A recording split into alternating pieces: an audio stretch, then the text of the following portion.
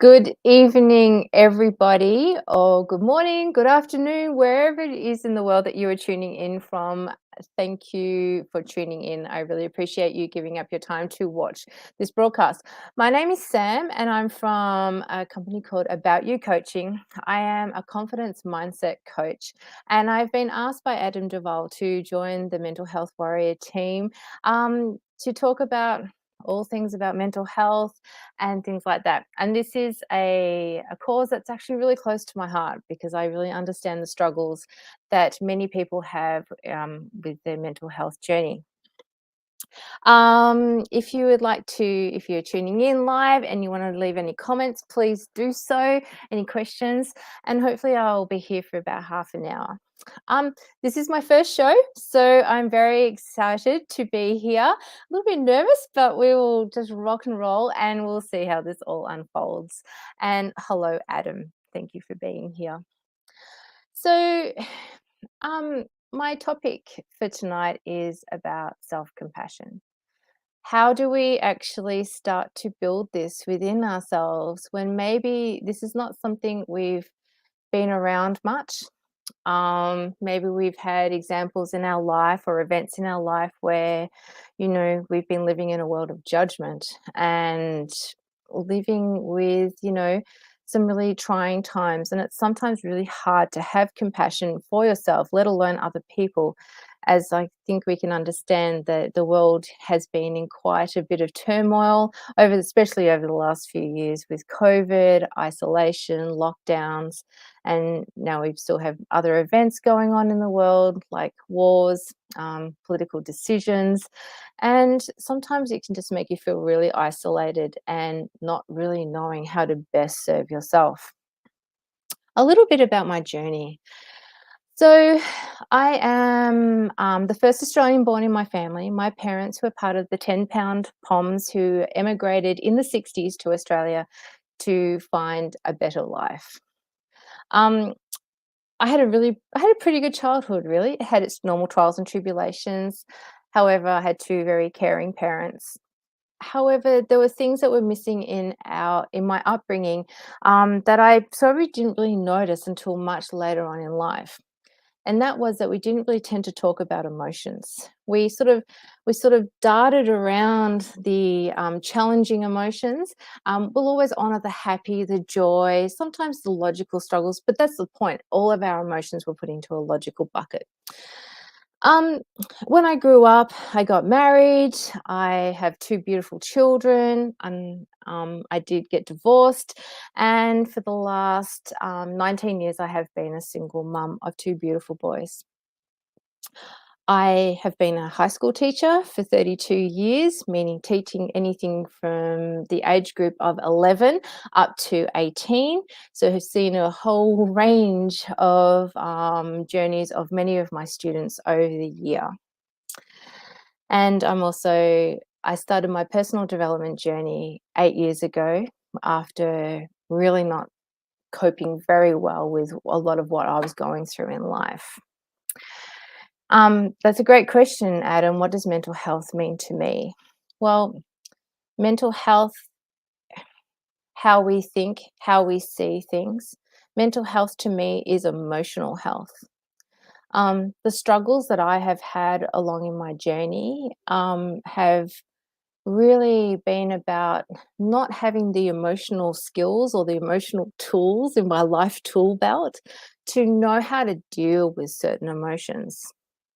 Um, and basically, with the depression that I have gone through over probably the last 25 years, um, really wasn't about a medical depression as such. I do believe there are two kinds of depression. There's like your medical diagnosed depression, and then there's situational depression. For me, it was about my emotions. I was depressed about many things because of the situation I found myself in life.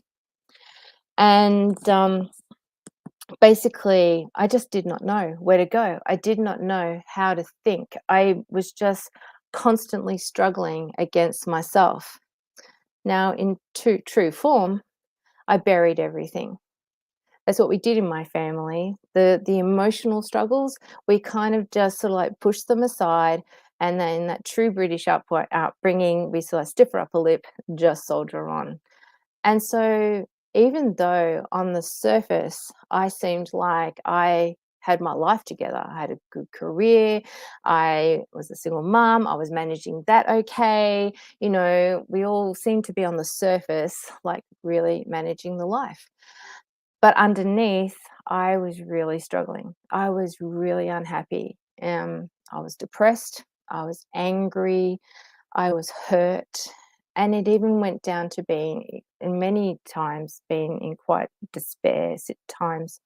So I just didn't know how to do it any different. So um, basically, what I was wanting to find was a better way. Adam's also asked another question. What vision did you see in prompting you to join the Mental Health Warriors? I think the reason I have joined the Mental Health Warriors is because I know what it's like to live in a world of negativity and judgment. And as a life coach, I see people who are struggling with these similar challenges. And knowing that everything is about your mindset, I hope that with the knowledge that I have gained over my journey, is that I can share that with people and help them to see that they can see a different way in terms of how they want to live their life. Also, at one of the schools that I used to teach at, mental health is a really important issue in high schools.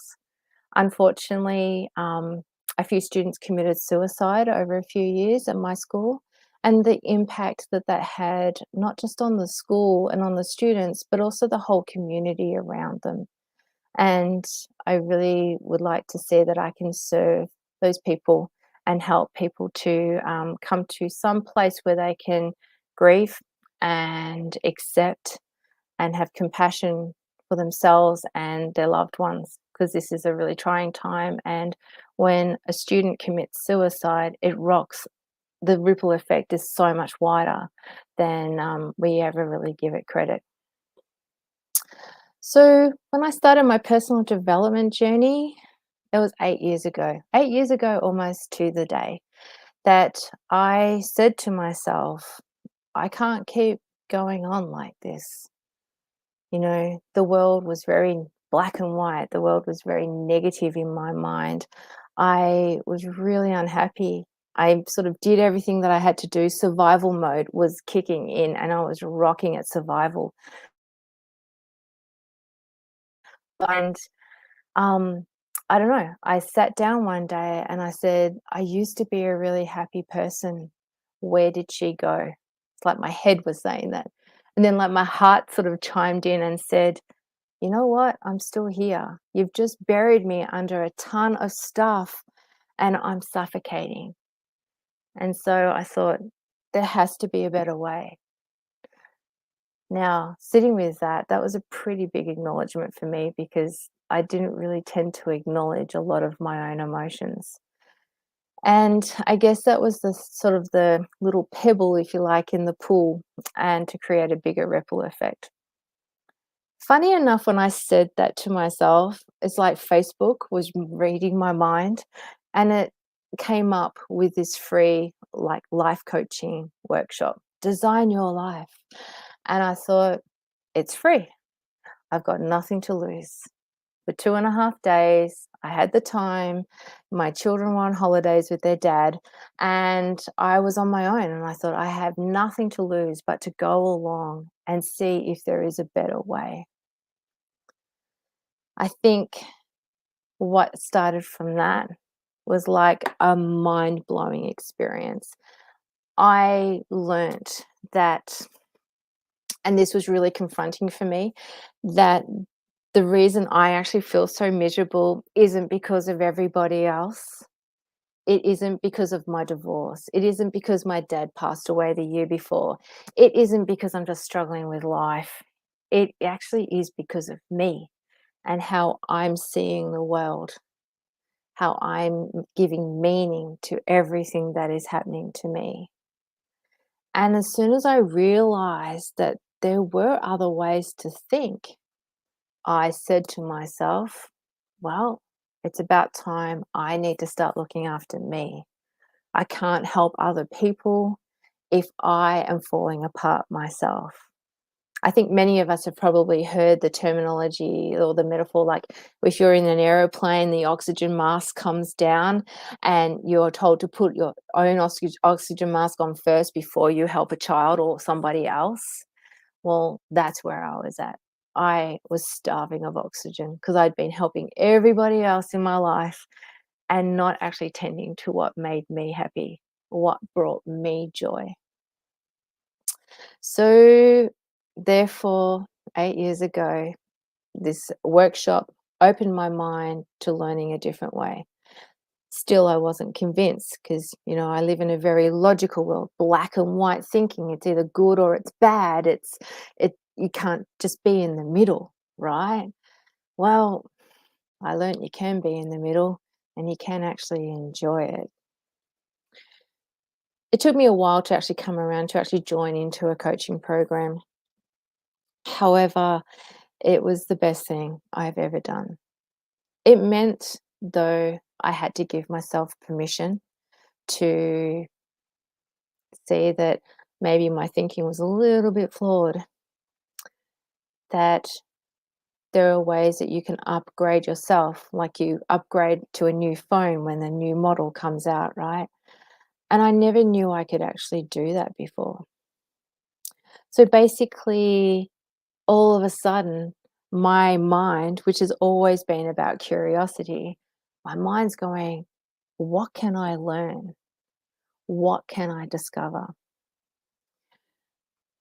The acknowledgement for myself that I wasn't thinking right, that best serves me, was probably the start of my self-compassion journey. I basically acknowledged that there were things in my life that I had been doing to keep me stuck, things that I were doing in my life to keep me playing small. And it was a little bit confronting. And I must admit, I probably had a few tears, and that was a good thing. I believe that tears are the way the heart cleanses itself. And when you've been burying your stuff with baggage and, not associating with your emotions and things like that, it can get really, really heavy. So, what does compassion look like? Well, I guess a few people might have some different views on this, but compassion and self compassion to me are the same. We have a term in the coaching world that perception is projection. If you don't have it for yourself first, you actually can't give compassion to others. Not true, authentic, genuine compassion. And I found that I just started giving myself permission to acknowledge my emotions, to acknowledge what I was going through. If I had a certain thing happen, you know what? I actually started journaling, writing down things, because if I write things down, they don't stay in my head, and then I get to overthink about them. Um, and writing them down allowed me to look at it from a little bit of a separate point of view to go, wow, I really did feel that. It was a way I started associating with my emotions to go to look at this, to no, not so much analyze, but just reflect about, well, were those emotions helpful? What were they teaching me? Things like that. I started doing work, what we call mirror work, where you stand in front of the mirror and you look at yourself and you start looking for the beauty in you, because we can always judge and put down and criticize ourselves as much as we may do everybody else, but to start honoring the things that are good about you. I started writing daily affirmations, and I guess along with that practice, I also started practicing gratitude. noticing the things that I could be grateful for. They say, like just 21 days of practicing daily gratitude, writing things down, like, maybe what 3 things you're grateful for today is enough to start changing the neurology, the wiring in your brain of how you actually start to see the world. I put out a post today saying, beauty is everywhere if you want to see it. It's your choice. So, with this reconnecting back to me, reconnecting back to the happy version of me. And granted, she's a little bit different now because she's a little bit older. Um, I think the things that the self-compassion has given me is to actually smile in the world. It's given me patience to sit back and not always react to the things that are going on around me. That took practice because I was very reactionary before. People would say something and I would react, and it didn't matter whether it was good or bad. But now I just sit there and I go, and I think about, well, what is that person really trying to say? Because sometimes the first things that comes out of people's mouths is not actually what they mean. What made me do this was I wanted to be a better mum for my children. I want to be a better person for myself. I wanted to find where there is happiness because there was none before. This is quite a strong word, but I really hated who I was. And the ups and downs with my depression that I went through really showed the struggles that I was really having. And basically, I also wanted to find love. I wanted to be, a better daughter to my mother who was struggling with her own health issues after my dad passed away. I wanted to be a better friend to people. But essentially, it was about me connecting to me. Basically, what it meant was that along my personal development journey, I started removing some labels that did not serve, labels that just put things in boxes, which I kind of like, but put things in boxes, but it just diminished who I wanted to become. Hi, Andrea. I started looking at creating themes for my year. So, one of my years was about authenticity. It was about finding the authentic in myself, the authentic in things around me, creating some beauty in my life. Um, and was to also let go of the label of good and bad emotions. We were talking before about, my mental health was actually my emotional health. And basically, when I let go of bad labels of emotions, emotions just were. Now, what is an emotion? It's energy in motion. And this was the thing that I'd been struggling with probably most of my life. And when I looked at them as more like, well, we're made to feel these things, so why not learn what they're about? So an emotion will walk into the room or into my mind, and I'll go, well, what am I needing to learn from this? That's the question I will constantly ask. Something's happening. I need to learn something. What do I need to learn? And that just opened a world of possibility of, wow, well, maybe some things that I haven't learned yet, I'm now going to learn. So removing those labels were probably the biggest thing about starting to like me. And I think the thing I could not say 8 years ago is that I can smile so much more now. I am I'm actually quite funny, even if it's just to myself. My children don't think I have a sense of humor, but and I can connect better with people because the empathy and the compassion I have for others has grown so much because I have that compassion for myself. Now, it doesn't mean I have this happy, happy life. You know, we still have trials and tribulations, we still have our ups, we still have our downs. The difference is that I just have all these tools now um, to actually manage it better. Instead of, like really beating myself up and telling me how I'm not worthy or telling myself I'm not good enough, you know, which ironically my mum used to say the same thing. So maybe this was a behavior that I've sort of learned to model from my younger years. I can now go, okay. I actually probably laugh at most things because if you take the emotional crap out of stuff, a lot of things are funny. Not everything, but a lot are. And I just sit there and I go, oh dear. I can laugh at my mistakes now. I can laugh at when I stuff up.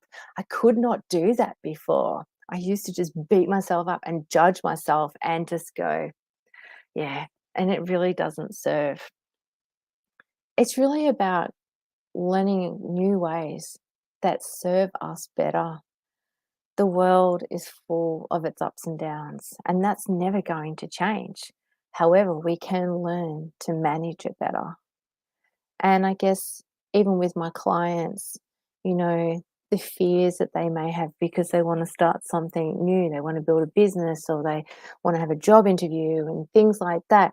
You actually help people reconnect back to themselves, to let them go, to let the judgments go that they may have been adapting a lot of in their life. And once again, opening the world to possibility.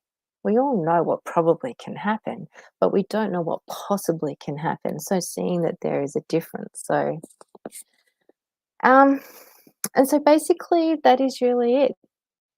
Serving myself with kindness helped me release the judgment because I can ask better quality questions like, a thought may pop into my head and I'll go, oh, yes, and it's a judging thought because, there's still little bits of old parts of me that are still healing.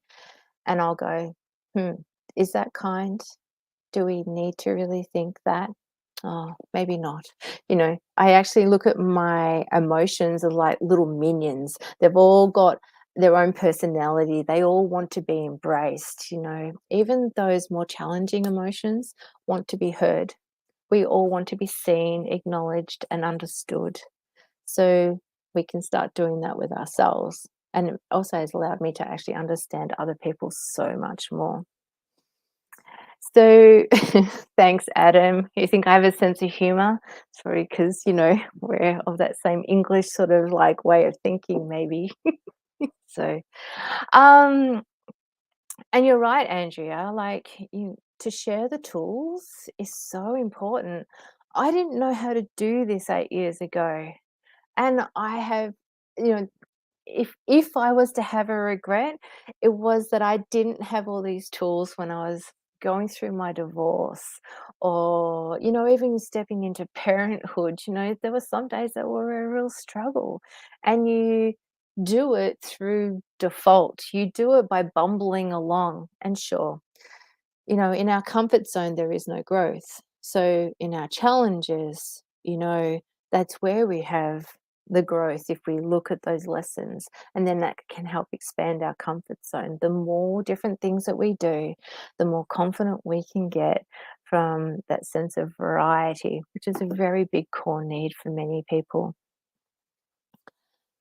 The one thing that I guess I wasn't brought up with, and I struggled with pretty much most of my life until maybe the last 3, 4 years, is to understand that we all have emotions that need to be felt, and feeling is healing. If you want to heal an emotion, you have to sit with it. And that emotion isn't going to kill you. That emotion isn't going to hurt you, but it will feel yucky. It can feel uncomfortable. But to feel it is to also heal it and let it go. Once again, it's like emotions are not passing within us, they need to pass through us. And we need to let them go because they've got to get out of you. So, yeah, and you're right, Adam. Expressing your emotion is shows strength. Your beauty is in your vulnerability, and understanding that for yourself and giving yourself that safe space, if you can, to express that, to release the tears so the heart can cleanse itself, and dealing with ourselves with compassion and kindness to go, wow, what can I learn from that?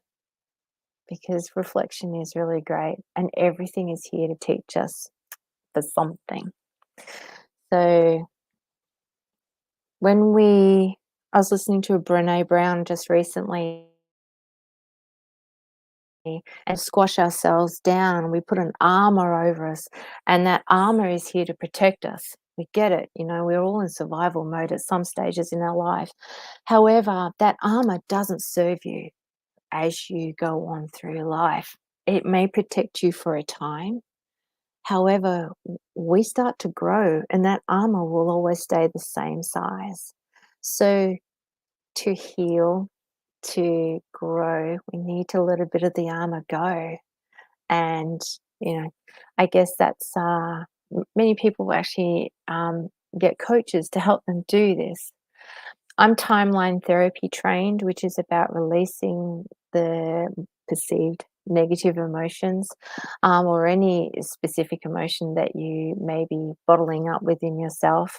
I'm also trained through NLP, which is neuro linguistic programming, looking at how we look at the world and looking at how we see things, what meanings we give things. And there's always a way that we can turn that around that best serves you. And also doing hypnotherapy, has been really quite helpful. I'm trained in that to help people with anxiety and things like that. It's amazing the meanings that we give things, and sometimes it's changed the meaning, and you can change your life. So, thank you very much for popping on today and listening to this. I am going to wrap this up now, unless anyone's got any questions. Um, and basically, yeah, this is going to be a monthly show, and we're going to be talking lots of different things. How to build your confidence around compassion, how to build your confidence around maybe you want to do something different in your life. And everything begins with our mindset. And as I said, if you change your thinking, you can change your reality. And why? Because you deserve it. You deserve to have the best that you can possibly be. So, all right. Is there any questions? No?